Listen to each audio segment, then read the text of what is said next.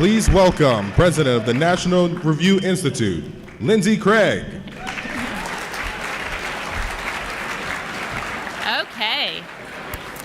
Okay, well, thank you all so much. We hope that you enjoyed your dinner and your dinner companions. But now we are on to our Whittaker Chambers Award program honoring Mark Janus. So the front lines are rarely here in Washington. Sometimes we forget that with all of the media focus on the federal government, which continues to accrue more and more power, just as James Madison feared. This is the place where the ceasefire is negotiated and victory declared, usually by both sides. But the front lines are actually in the state legislatures, in every local town council, every board of education and planning and zoning meeting around the United States. The fight is actually in the states. My friend John Tillman has for years run one of the leading state-based think tanks, the Illinois Policy Institute, making a significant difference. Recognizing that federalism is the foundation of our country's success, IPI and its affiliates have taken on suffocating government tyranny and advocated for reforms to make their fellow citizens more free. And let's be honest, it's tough out there in the land of Lincoln. I have known John for many years now, and he is tireless and passionate and always in good cheer. It is entirely befitting that John and his allies began to work with Mark Janus early on, shepherding this paradigm-shifting case along. We are so pleased that John could join us this evening to introduce the Whittaker Chambers honoree. Please welcome John Tillman.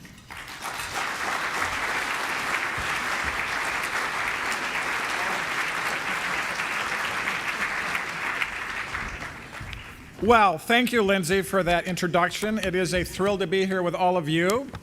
I have Mark's remarks right here. I think I'll take them with me when I leave and see how he does. That might be kind of fun. Mark has done a few of these speeches now, but nothing quite as amazing as this. And I'm excited to be here to introduce Mark to you. So I did prepare remarks. I've spent the last 3 days very hard trudging through skiing in Whistler Village and literally just flew in today to do this exact thing. So bear with me while I freshen my memory about why we're all here. And I think the reason we're here is because what Mark represents is something momentous in the history of the country. And I think back to 2003 when my daughter Lauren was just 5 years old and we were watching the opening coverage of the Iraq War. And day after day, Lauren would say to me, "Daddy, are those the good soldiers or are those the bad soldiers?" It was a simple question, but it cut to the core of every war. Are we the good guys or are we the bad guys? I answered, those are Americans, so they're the good soldiers. Then one day Lauren asked a more profound question. Daddy, do the bad soldiers think they are the good soldiers? That is a timeless question that Whittaker Chambers lived with for many years. Am I a good soldier or a bad soldier? In the beginning, he believed deeply that he was a good soldier. He was fighting for truth and justice, after all. But then the questioning began. What is truth? What is justice? Why are people screaming and dying? What are our methods to advance our cause? Coercion, fear, intimidation, and violence. That is what Chambers came to see and understand. How could they be the good guys if those were their methods and beliefs? His faith cracked. Whether it is a 5-year-old or whether it is a cold warrior switching sides, today we face the same daunting question. Are we still the good guys when so many subscribe to the methods and beliefs of the radical left? Like in Chambers' time, we must understand that the left's arguments are seductive. Millions of Americans think they are the good guys. The radicalized left is appealing to the natural human desire to reduce fear and insecurity in one's life. It is a powerful, compelling appeal on its own, but what the progressives understand is that appealing to fear and insecurity is even more powerful when cast in the light of fairness and caring. The fear and insecurity, all too prevalent among all too many today, can only be reduced to the fairness and caring of the government. Free enterprise and individual liberty are failing That is their argument, and they are winning too many hearts and too many minds among the American people. We must understand the compelling nature of the progressive argument, and we must learn how to compete with it. When Chambers switched sides, he felt he was switching to the losing side, but it was the moral side where his faith was restored, both in God and in Western culture. Sometimes today, it feels like we are on the losing side, but we are not. We are, in fact, on the winning side because we have truth as our greatest weapon. The fight we are in is over the very essence of the founding principles that created the American miracle. The American miracle is the commonplace truth that no matter who you are, no matter whether you're rich or poor, black, brown, or white, no matter your gender or your sexuality, with raw and basic gifts from God, America is a place where you can achieve your version of the American dream. In our America, I'm going to knock this off any minute. In our America, we revel in the American melting pot and the ability of anyone from anywhere to assimilate and become American. This was and remains one of our greatest strengths. We have had our sins as a country, but America's great promise has always been our ability to learn and to change. We've always made those changes with our founding principles as our guide, and our fealty to our founding principles centered on the sovereignty of the individual. We come together as individuals voluntarily through persuasion, through mutual interest, not coercion, intimidation, or power. That is our truth. That is our faith. The case Janus versus AFSCME goes to the core of the battle between the individual and the collective. Government unions are the center of the intellectual, organizational, and financial leadership of the radicalized left. And the sad part of this is the fault does not lie with most of the members. The fault lies with their leadership and the politicians that have empowered them to coerce, intimidate, and bully. We must face the truth that their aim is to destroy the concept of individual sovereignty and replace it with collectivist principles with elites at the center, bestowing their wisdom upon all of us. Janus versus AFSCME pitted an individual, Mark Janus, versus the collective that is the American Federation of State, County, and Municipal Employees. 5 million workers in 22 states were subjected to union power without their consent. The union position was that they decided what political speech the union member would engage in by using his money as union leaders saw fit. The worker did not have any choice. The union had the power to control his or her speech, as Justice Alito put it, to compel speech that the worker may disagree with. To fight and lead in this culture war, and it is a culture war, a modern 21st century one, and it takes courage. To take on the core of the radical left's power base, the government union takes a special person. It takes a willingness to stand and be counted in the moment when the battle is engaged. Mark Janus is such a man. For years, our team at the Illinois Policy Institute and Liberty Justice Center heard from government workers who were very frustrated that they had to pay union dues or fees in the state of Illinois. But so many were afraid or reluctant to take on the unions. And it's understandable why that was so. The government unions, and unions all across America, are very powerful and possess great leverage over their members' lives. Too often they obtain that leverage through intimidation, misinformation, and coercion. But Mark was willing to stand up to them. He was willing to put his name on a lawsuit. So in the spring of 2015, the Liberty Justice Center and our litigation partner, the National Right to Work Legal Defense Foundation, filed Mark's case in federal court. In February of 2018, Bill Messenger of National Right to Work, who is sitting with us somewhere right there, there's Bill. Bill, raise your hand so everybody can see you.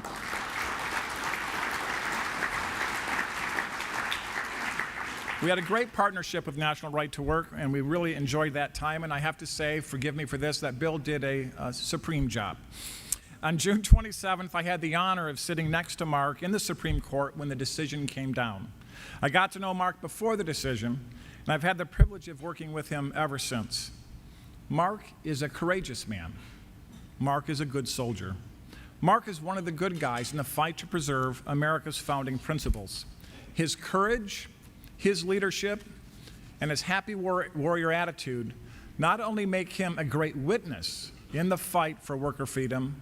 They make him a worthy recipient of the National Review Institute's 2019 Whittaker Chambers Award. Let's give him a round of applause.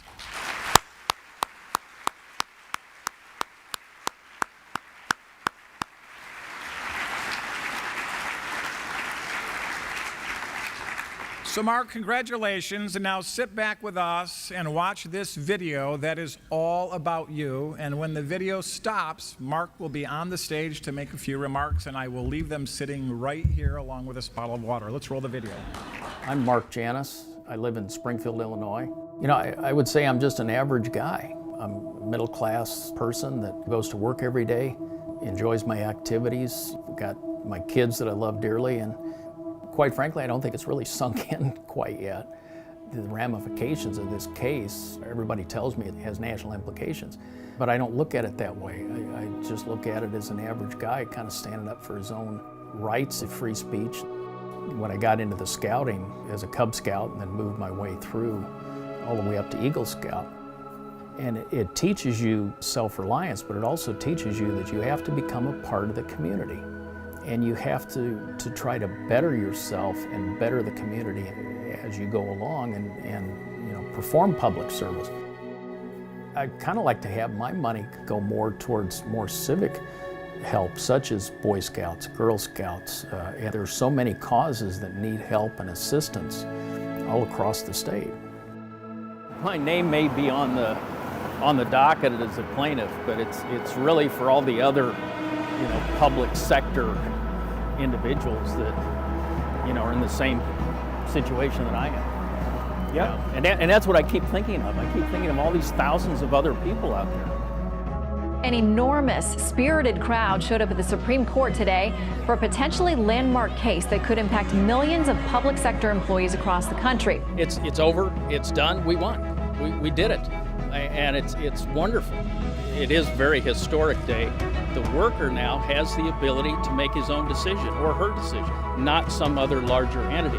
Mark, to you first, significant victory and a bigger victory than you were expecting, I suspect. It's been a very, very enjoyable, you know, decision. I'm just ecstatic and fantastically excited about it.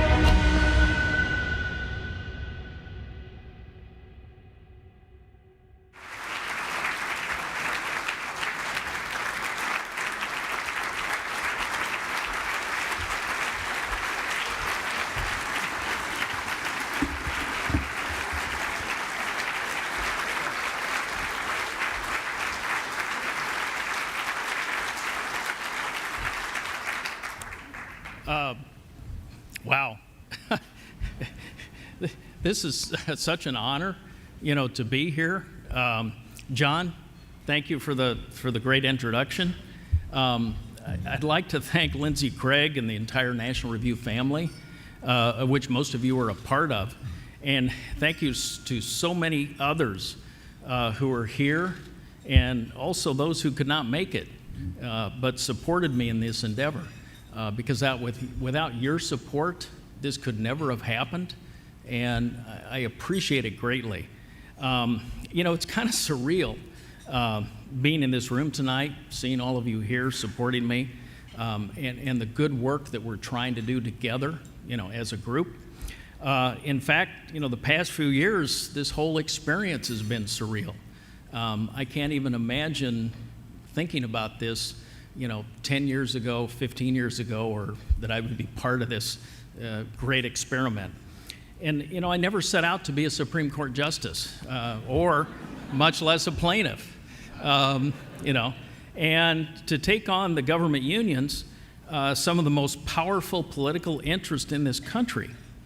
You know, I'm just a regular guy. You know, I still live in Springfield, where I grew up, and for those of you who don't know a lot about Illinois politics, Springfield is a strong union town. And Illinois has always been a strong union state. And so like a lot of people from that part of the state, you know, I worked part of my career in not only the public sector, but also the private sector. And in the 1980s, when I worked for state government, at the time, I didn't have to pay any union dues or fees, you know, to have the job. But after a few years, I left the government to work in the private sector.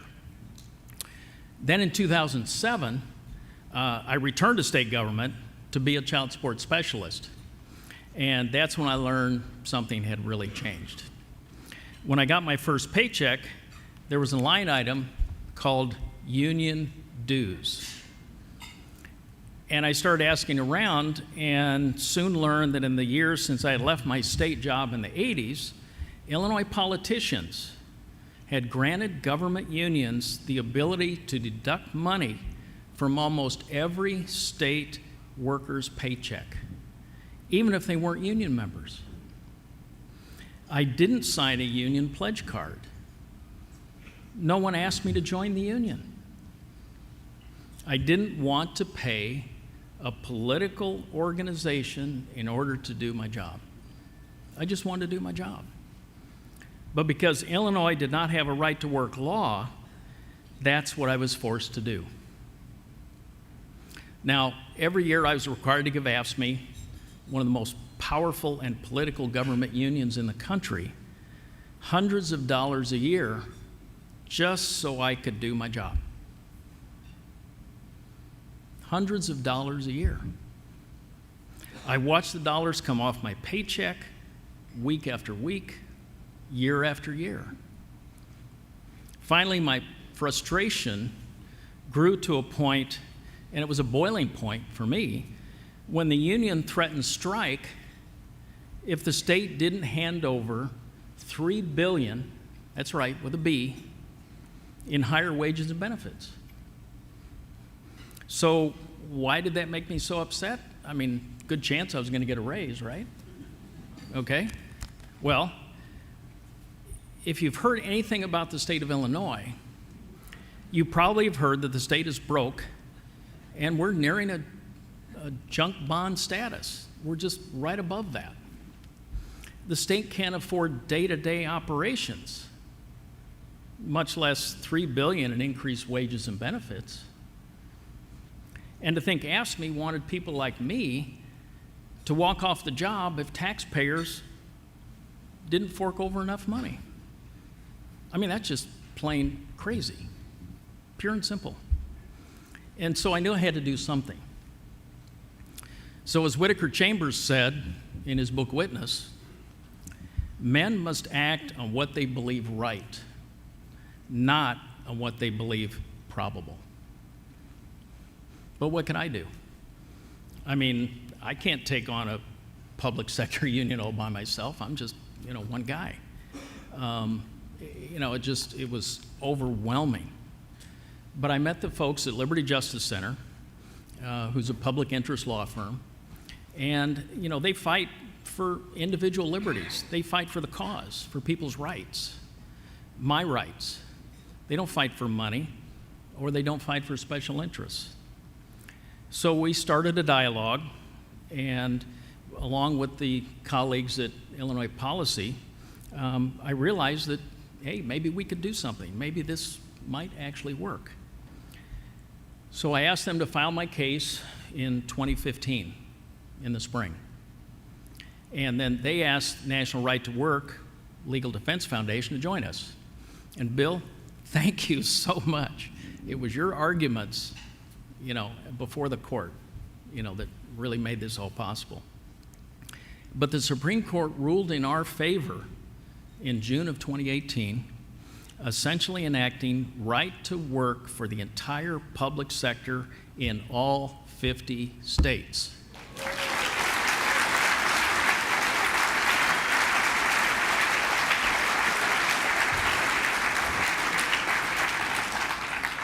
I mean, when I started this, the idea that this would happen was just not even on the horizon.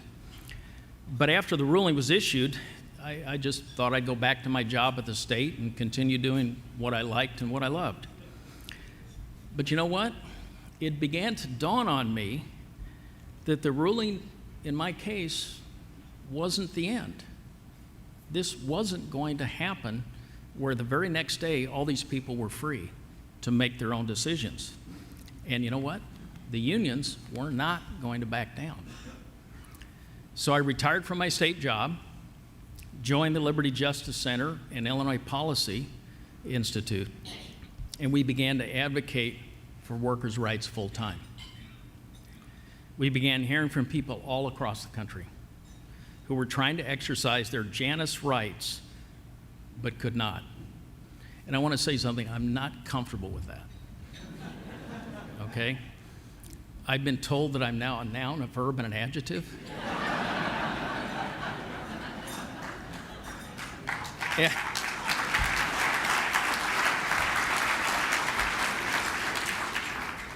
But, you know, what we found is that government unions and politicians were going to continue to stand in their way. They were not going to give these people the rights that they justly deserved. So let me tell you about a couple of them that I've had the good fortune to meet and talk to. Tommy Few in California. He's a special education teacher in Los Angeles. And you may have heard about his union because they were in the news back in January. He works for the United Teachers of Los Angeles, or was part of their union. 500,000 students could not attend classes for a week and a half because of that strike. Are they going to get an education by being out of school for a week and a half? And Tommy was one of the people that crossed the picket line because he doesn't support the union. He didn't support the strike. In fact, last summer, he wrote 3, and I mean 3, different letters to ask the union to let him out. He even hand-delivered a union to the union president at a union event. Hand-delivered it. And they still told him no. We won't let you leave. So Tommy reached out to us and the California Policy Center, and now we're fighting for him in federal court, and his case is currently ongoing. We also have Brett Hendrickson. He's a quality control specialist in the New Mexico Human Services Department. He makes sure that case managers are allocating food stamps benefits correctly. Brett is kind of like a watchdog, you know, for government welfare programs. Great guy, very, very pleasant. Brett notified AFSCME that he wanted to resign after the Supreme Court ruling. He simply felt he wasn't being served by AFSCME. He just didn't think they were doing the job for him.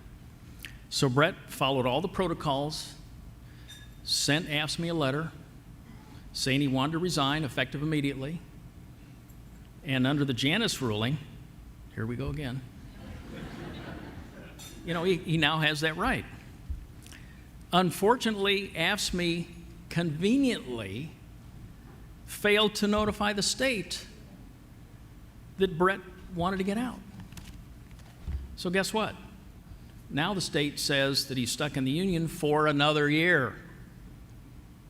Think of that. You want to get out, but now you're stuck for another year. So we filed a lawsuit together with our partners at the Rio Grande Foundation to defend Brett's rights. You know, it's clear, very clear, that in the wake of the ruling in my case, actually I should say workers' case, my name's on it, but it's actually for lots of other people. Unions are fighting to maintain membership by any means necessary. They want to maintain their dues rolls, keep the money flowing. In too many cases, they are not interested in representing workers, because if they represented workers, I would not have filed my case. They really do not want people to exercise their rights. They just don't.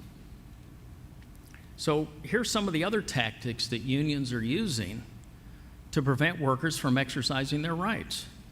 We've heard from school cafeteria workers in Massachusetts. There, a union came in before the Janus decision and started to unionize the workers. The workers were interested in learning more, so they were asked to sign a document. Now, the union claims they're members and must wait until an opt-out window to resign their membership. Now remember, they never signed up. All they wanted was more information. But now they're a member of the union and they're having dues taken out. And I find that abominable. Government workers in Maryland and Washington have contacted us, saying their union told them they were let out. They even promised to refund their dues. But no refund has ever come, and in some cases, dues are still being deducted from their paychecks. That's why I work every day to inform government workers of their Janus rights.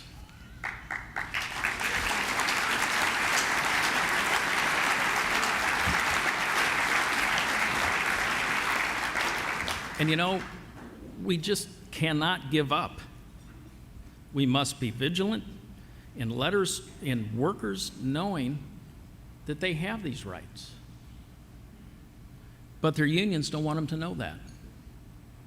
Our fight continues until the day that they can exercise these rights as easily as checking a box or just filling out a form. That's all we're asking for. We're not anti-union. We're not anti-collective bargaining. We're just giving people the rights that are guaranteed under their First Amendment. That's all. That's all. And unfortunately, I think there are too many people in this country that think our Constitution is a suggestion, not a contract with the people of this great country.